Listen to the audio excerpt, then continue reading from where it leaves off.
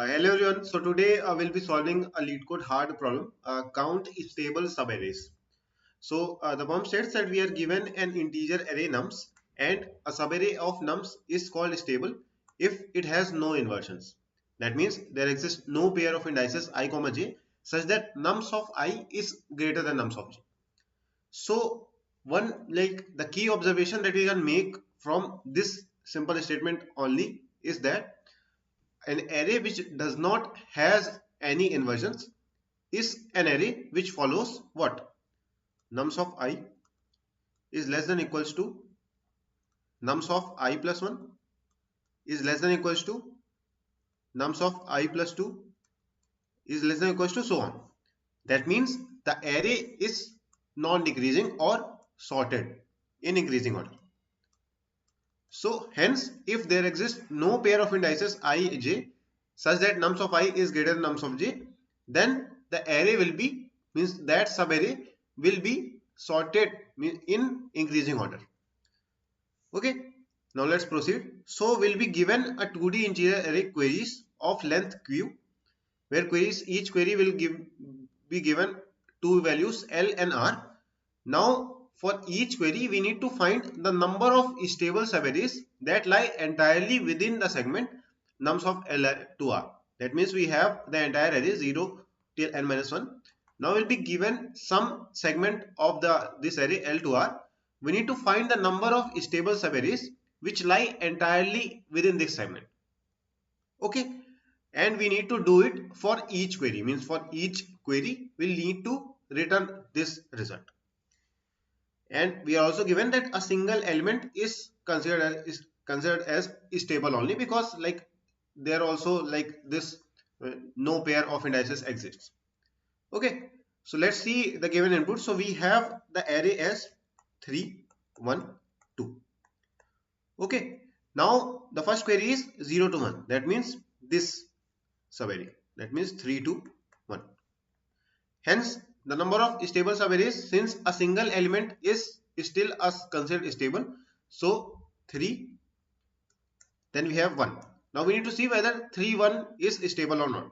So we see this is not sorted, so hence 3 1 will not be a part of, means will not be a stable array. Hence we have 3 and 1 as a result, and hence the output for this is 2. Now let's see for the range 1 2. So the subarray will be 1 to 2.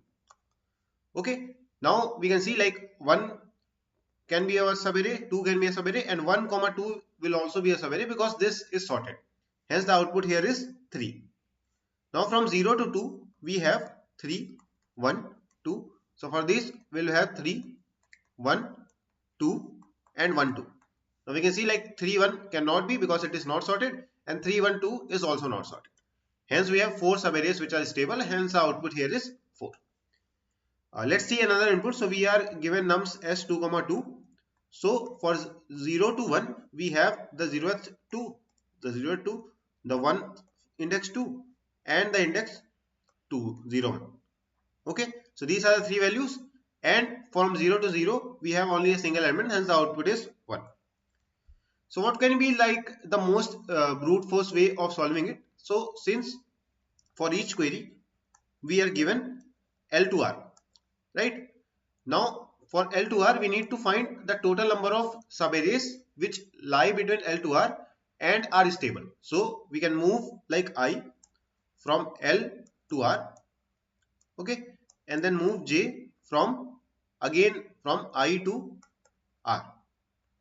Okay, now the subarray that will be forming from I till J, we need to check whether this is sorted. So we need to do one check to see whether this subarray is sorted or not. Okay, so what will be the complexity of this approach for each query? So for each query we'll be going through all the subarrays, that will be of the order of n square, and then we'll need to do this check. So in this check, maybe it can be done in constant time with maintaining a running check kind of thing, or we can check it for this as well. So let's say if we are able to optimally check whether I to j is sorted in a running fashion, then in the worst case we'll be needing n square to solve each query. Now let's see the constraints. So we see like the queries can go up to 1e5. So for each query, for one query, we require big of n square. So q queries will be reading q into n square, and q can go up to 1e5, and n is also 1e5 here. So it will be 1e5 square, which will be 1 e to the power 15. And obviously this will approach will give us daily here. Hence we need to modify it to something of the order of means for each query we should be able to calculate the result in log n, means in log n, or like log will means or constant time. Okay, then only the overall approach will be of the order of q log n or l log n or something like this. So hence we need to means do some pre-computation such that for each query we are able to calculate this result in log n time or in constant time.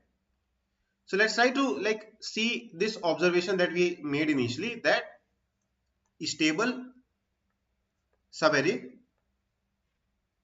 this implies sorted subarray, right?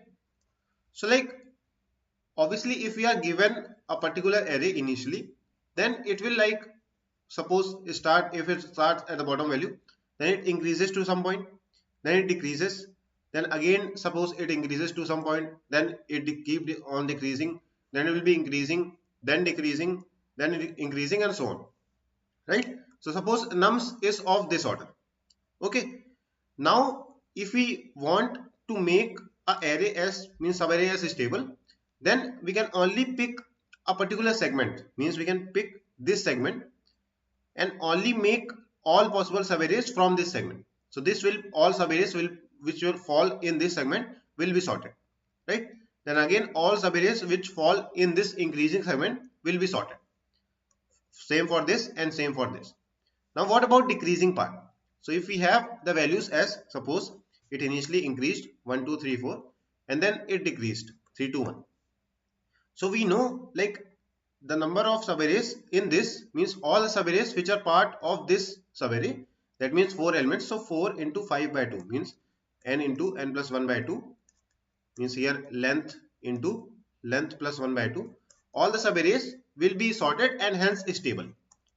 But what about the case which is about the decreasing part? So for the decreasing part, what we'll do, we can only make a single element as stable, because we cannot pick these two elements together or these two elements together or the entire one together, because they will obviously be in decreasing order and not sorted in ascending order. So hence for the decreasing part, what we'll do, we'll simply create them as a segment of a single element. Okay, and that single element will be a sorted means stable subarray. And then again as soon as we get some increasing point, then we'll merge them together. Okay, then again if we like get some decreasing numbers 7 6, so we'll be putting them separately. Then if we again like 10 11 12, so we'll make them as a part of the increasing segment. So one thing we observed, like the increasing slopes that we have, any subarray which lies entirely within this subnet means within this part will be a stable subarray, right? And any means subarray which lies in this part will not be stable. Only length 1 elements will be stable. So hence we try to divide the elements into what? Into increasing parts. And if it is part of decreasing part, then we'll be update means segregating it into part of a single element only. Then we'll have some again some increasing part, then single elements. Okay, so this is what we'll try to follow. So let's try to see like for each, now let's try to see like for a particular index how we'll be like calculating the number of subarrays that can like end at that particular edge. Okay, so if we have like a particular increasing subarray only, like the subarray was like 1 2 3 4 5 6 and so on till like increasing only, okay, infinity.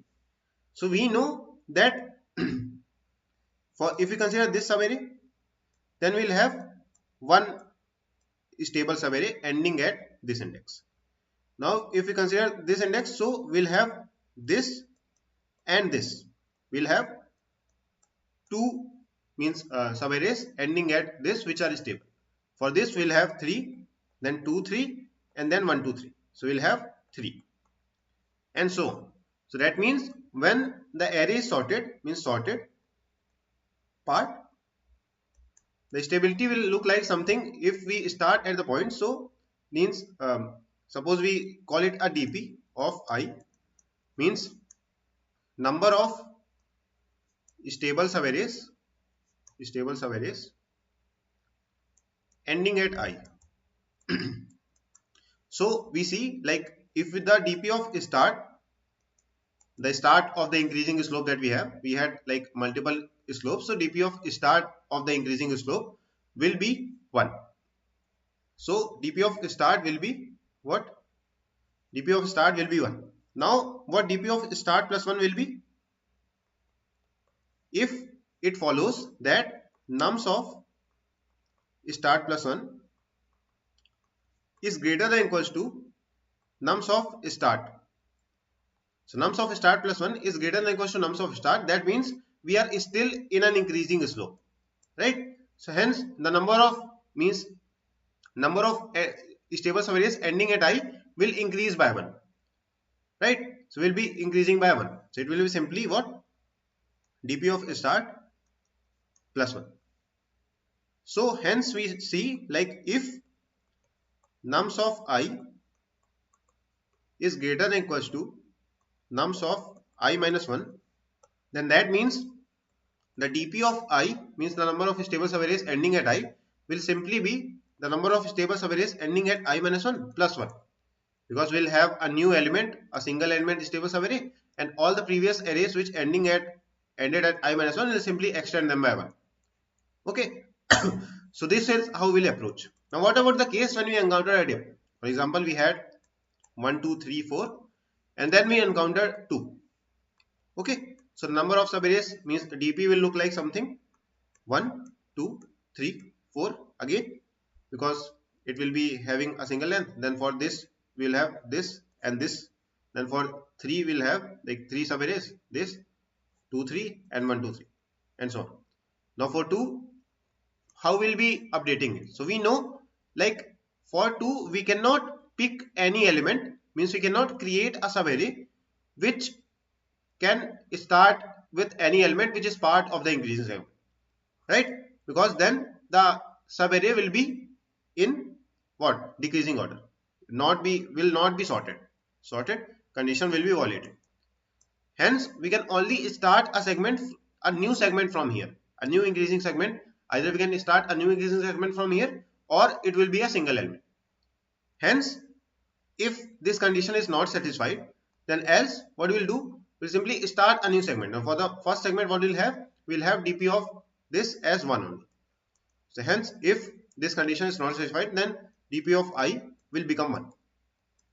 So if we try to follow this approach, then we'll be able to fill this dp array, which denotes number of stable subarrays ending at I. Now why this might help us? Why we are trying to calculate the number of stable subarrays ending at I?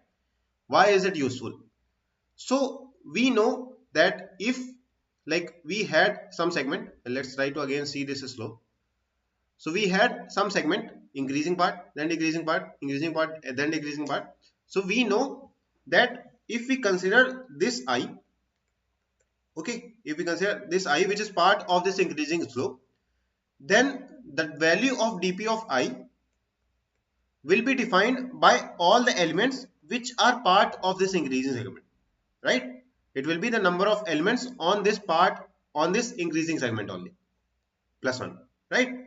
But we cannot take any element j which lies in this part, or any element j which lies in this part, because obviously when we try to create a subarray till this I, it will not be in simply increasing order. So hence for a particular I on the increasing part will only account, means it will be only requiring those values which are part of that increasing slope, right? So hence for dp of I, we only need, like, the ranges which are part of this increasing segment. So hence, if we want to like find for a particular range from L to R, if we want to find the number of stable subarrays in this particular range, so hence if we have like this is L till R and we have this as the increasing slope, means in between we have an increasing slope, okay, and we had a decreasing slope here and we have a decreasing slope here. So we see that if this slope lies entirely within the range that we are calculating, so hence since its answer means the dp values of these answers does not depend on any of the ranges, means any of the elements which lie beyond this L or beyond this R, right? It will not depend on those values. So hence if this slope lies entirely within the range, then we can simply like return the means the sum of number of stable subarrays will be simply like, if we start at this I1 point and go till Ik point, it will be simply dp of I1 plus dp of I2 plus till dp of Ik. Okay, so one thing we observe, like if this the slope, the increasing slope that we have is not dependent on any of the previous slopes, well, let it be decreasing or increasing. Hence if a slope is means a part of the L to R completely, then it will means the contribution of these indices to the total contribution of number of stable subarrays. So number of stable subarrays ending at I1, I2, I till Ik will be simply the sum of these values, the dp that we have already calculated. Okay, now comes the case of what if this means it was L and it was R. What about the case where this increasing slope was means present in means is influenced by values which lie beyond this L, right? So we have this I1, I2, I3 which lies beyond L, and then we have this I4, I5 and Ik. Okay, so what about this case now? So we know that what if we have a sorted array of length L, then the number of stable subarrays, since it is sorted, so we already see that if we have seen let me see, yeah, so we have seen that if the array is already sorted of length L, then the number of contributions that it will make will be simply the total number of subarrays which can be possible within this subarray. So it will be simply length plus 1 by 2, right? So hence in this case, if some of the parts lie beyond this, then we'll simply find this part. Find the part which lies this. Means we can simply find the Ik minus L, number of elements from L till Ik, which is Ik minus L plus 1. This will be the length, and the contribution of this part will not be calculating this using the DP array. We'll simply find this using len into len plus 1 by 2. Because all the subarrays which are part of this segment will be stable. So hence instead of like relying on dp values, we'll simply use this sorted phenomena, that sorted array of length L has number of total subarrays len into len plus 1 by 2 and all of them are stable. Okay, so hence whatever, like if we encounter a segment which is relying on the previous values, then we'll be using this. Okay, so now how will we find out whether the slope that we have, means the slope passing through L, is like passing through L or not, means it is dependent on some previous values or not. How will we find it? So we know that the values will definitely be in the form of this. Okay, it will be form of this. So that means we have an increasing part, then this is a breaking point. Okay, this is a breaking point when it becomes decreasing.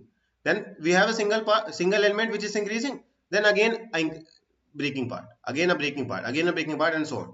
Then again we have some increasing segments, then we have a breaking part which makes the array non-decreasing. Then we have increasing part. So for example, if we had 1, 2, 3, 4, then we became 2, then 1, then again we have 2 3 4, then it became 1, then we have 6. So we see like this part was the sorted, then this element was the breaking part. It disturbed the sorted means the sorted continuous subarray of this, it disturbed it. So this is a breaking point. Okay, now we try to start an increasing segment from 2.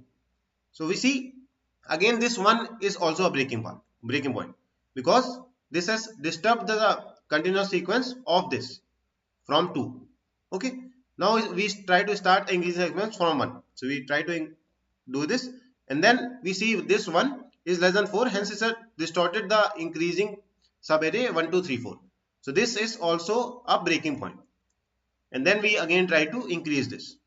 So we see like we have some breaking points which will be helpful if we like initially calculate these breaking points. So we have like if we have the breaking points breaks which has some values, means indexes b1 b2 till bm. Suppose there are m breaking parts. Now if we have the range L to R, okay, L to R, so we simply need to see like if we have this increasing slope, so from this L we simply need to find out the first value in bi which is greater than equals to L. Means first bi which is greater than equals to L or greater than L, means its breakpoint is lying in this range. That means there was an increasing slope. We'll be able to find this ik index. Okay, with the problem is to find this ik index, so that we are able to find this length and then simply do this length into length plus 1 by 2 for the range which is intersecting. Okay, so we need to find this ik, so we find out the breakpoints which will be disturbing the increasing nature of this subarray, and when we find it we need to create, means if we have already stored these breaks, we simply need to find the first element bi which is greater than L. Now once we have find out this bi, okay, so this bi will simply help us find out the answer for this range. Okay, so for this range the answer will be simply bi into bi plus 1 by 2. Okay, so this part will be easily calculated. Now comes the remaining part, like what about the cases of, suppose this will have then increasing, then decreasing and decreasing, suppose R lies far beyond and we'll have increasing nature of this. Okay, so how will we calculate the answer for the remaining part? So now we have already calculated the dp array, right? The dp is already have been calculated, which denotes number of stable subarrays ending at I, right? This we have already calculated, and for like we have now segregated the part which was depending on the values which lied beyond L. Okay, so we have segregated this part by how we'll simply create this breaks array where we find out those elements which disturbs the increasing nature of the previous subarrays. We'll means store them, and we just simply need to find out the first index which disturbs this thing. Okay, and we find it, and when we find this ik, we'll be able to find the number of length which will be simply this length. So we find this length and then length into length plus 1 by 2. Okay, now once we have find out it, the next step is to do what? Next step is to we have to find the stable subarrays in this part. So how will we finding it? So we have the dp array, number of stable subarrays ending at I. So if we want to find the number, means total sum of the entire range, so what we'll need to do is, suppose we need to account all those points, means for each index. If we suppose find out like dp of I1 plus dp of I2 plus still dp of IR, okay, dp of R. Okay, so if we find out these values, they will definitely means give us the result for this part. How it will give us the result for this part? Because dp of I1 means the number of stable subarrays ending after this point, just after this break. Just after this break, this decreasing slopes dp value does not depend on the previous slopes value, right? So hence it will only depend on the values which lie entirely in the range L to R. Okay, and since it depends entirely on the range L to R, hence we'll be able to simply take the sum of each indices and simply calculate the remaining sum. Okay, so remaining contribution can be easily calculated using the sum of dp values from the index after. So suppose bk was like the first point which was greater, means which was the first break that we got, which was greater than L. Okay, so hence we will have the indices till, means till bk minus 1, it was bk minus 1, it was increasing from L to bk minus 1, it was increasing. Now from bk till R we need to do the dp sum values, dp sum, and here the length will be, the length of this number of elements will be bk minus 1 minus L plus 1, which will be bk minus L. Okay, so this will be the length and the contribution will be bk minus L n into n plus 1 by 2. Okay, so this is the contribution of the left part. Now for the remaining part, it will be simply the dp sum. Now how do we compute, means we'll be able to compute this value bk greater than L, since like the B array, the breaks array will be sorted. So we simply need to find out the low upper bound upper bound of L in breaks array, right? We simply find the upper bound of L in breaks array. Okay, and then we'll be able to get this bk. Now for the remaining part, how do we compute? So this will take us a complexity of worst case log n. So hence we also need to like do the remaining sum in efficient fashion, right? We cannot iterate through the dp array to calculate these dp sums, and hence we know like whenever we need to find the sum of a particular range where the array values are not changing, we'll be simply using prefix sums. Okay, so prefix sum will denote like prefix of I will be dp of 0 plus dp of 1 plus till dp of I.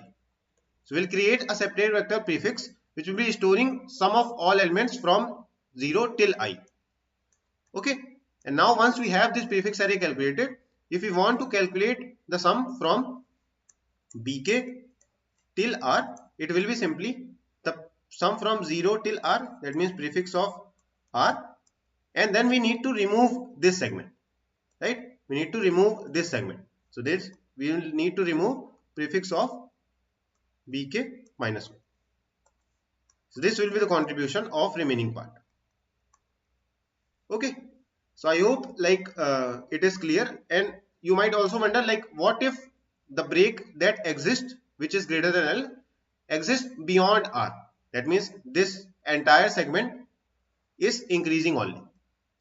Okay, so we can create a simple check where if this bk is greater than R, then that means the break lies beyond it. That means entire L to R range is sorted. And if the entire L to R range is sorted, we already know the form number of stable subarrays is length into length plus 1 by 2. And here length will be what? R minus L plus 1. So you can simply see if the like break does not means lies beyond R, then we can do this. So I hope like you were able to follow the two cases that we made. Why we made two cases? Because the current means the number of subarrays ending at particular I might depend on elements which lie beyond L, right? So how do we remove their contribution? So we tried to find out the first break that we had which made the current increasing subsequence as non-increasing, and then from all elements from L to bk, means L to that before that break were increasing. So we can simply count their contribution individually, and then for the remaining part we will simply do the sum of dp values. So this is the overall approach for this problem. Let's try to see the implementation so that like the approach gets into your head. So the implementation is like something, the first thing we need to do is we need to find dp of I, which denotes length of non-decreasing subarray ending at I, means increasing subarray. Okay, so we simply create this long dp of n and initialize it with 1. That means a single length element will be definitely having a long means increasing length of 1. Now what do we need to do? We also need to store these breaks. Breaks means the first index which makes this as a decreasing slope. Okay, so we'll need to create means store these as well, so that we are able to find the first value greater than L in this breaks array. So we'll create this breaks array. Now when nums of I is greater than or equals to nums of I minus 1, then we'll simply the dp value will be increasing by a value of 1. So dp of I will be dp of I minus 1 plus 1. And as soon as we encounter I a decreasing slope, then it will not depend on the previous values and its value will be a single element. So number of stable subarrays at this point will be dp of I will be simply 1. And since it is a decreasing part, that means this is also a break for the previous increasing segment. So hence we simply push this ith index as a break in the breaks array. Now next step is to means pre-compute these prefix sums, so that we are able to calculate the values from dp of bk till dp of r. So hence for that we'll be creating this prefix sum array, which will be storing the sum of prefix values of the dp array. So the prefix sum of 0 means prefix of 0 is simply the dp value of 0. Now for each value, prefix of I will be nothing but dp of I plus the sum till prefix of I minus 1. Okay. So this is the code for calculating the prefix sums of the dp array. Now once we have created it, we'll try to like move through the entire queries. At each step we'll first find this bk, then try to separately account the contribution of the left increasing part, and then for the remaining part we'll simply do this prefix sum. This is what we'll do. So now we need to return a long answer, vector of long answer for each query, means for the entire queries. So the current L and R are this. Now we need to find the first breakpoint strictly greater than L. It will simply be the upper bound in the breaks array. We find this upper bound. Now if this upper bound is means there exists no upper bound, there can also be the case like there exists no upper bounds on the right. That means the entire remaining array is increasing only. So in that case, what will the break be? The break can be like if there exists no, then that means the case this break will be greater than R. So if this break exists, means this it is not equals to breaks.end, then we'll simply update our b with this. Else now we'll check whether this b is equals to minus 1, means either the entire remaining array was increasing or there existed a value bk but it was greater than R. Hence in those cases we'll be finding out the length. The length will be means the entire increase L to R was increasing. Hence the length will be R minus L plus 1, and we'll simply account the length into L plus 1 by 2. Okay. Now comes the second case, that there exists a case of like this bk exists in between. Okay. Then we had the decreasing slope, then increasing, and so on. So in that case what we'll do, from L till bk minus 1 will account the sorted part. So the sorted part again will be length into L plus 1 by 2. So length here will be bk minus 1, then minus L plus 1. So it is simply bk minus L. So we'll add it in our result. Now we want to find the result from bk till R, which will simply be the prefix sum. So it will be simply prefix sum of R minus prefix sum of b minus 1, and update this in our result and simply push the final result in our answer vector, and finally we'll be returning this vector. So as you can see, like the overall complexity of this approach will be, this will go till big of q, this will go maybe till log n, where like all the elements are in decreasing order, so all the elements are breaks only. Okay, and then these values like we are calculating in constant time, so the queries, this loop will be executing in q log n. And now the previous computations that we have done is simply this is in big of n only, and this prefix sum calculation is also in big of n. And the space complexity that we have here is big of n only, because we have created dp as well as prefix sum array. And so the overall complexity will be n plus q log n, which is like approximately till, since q and n both can go up to 1e5, so it will go approximately till 1e6, big of 1e6, which will be like acceptable in 1 or 2 seconds.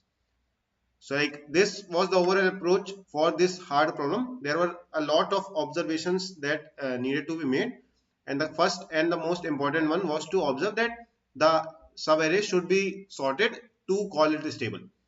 And once we find out that it should be sorted, we try to like see how any array would look like. Any array would definitely look like some values which had now follow increasing slope, then decreasing slope, then increasing slope.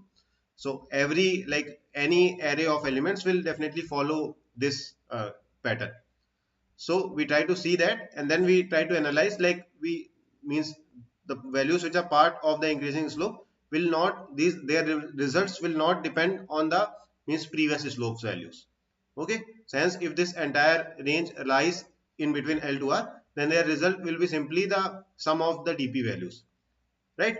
So this is what we try to calculate for the remaining part, and the part which intersects the part of L to R which intersects the part of increasing segment which intersects with the cell, we'll simply find the first break and then account them separately, and for the rest we'll simply compute the DP sum. So this was the overall approach for this problem. Let's try to submit the code as well and see like how it performs. The overall complexity is big of q log n only, so it should run fine, and yeah, it runs in 94 ms, which is very fair enough. So yeah, this was the overall approach for this hard problem. Like it was a very good problem to, and it required a lot of observations that required to be made. And yeah, so if you got the logic, then make sure to like and as well as subscribe. And if you have any doubts remaining, feel free to comment down and I will be happy to respond. Thank you so much for watching.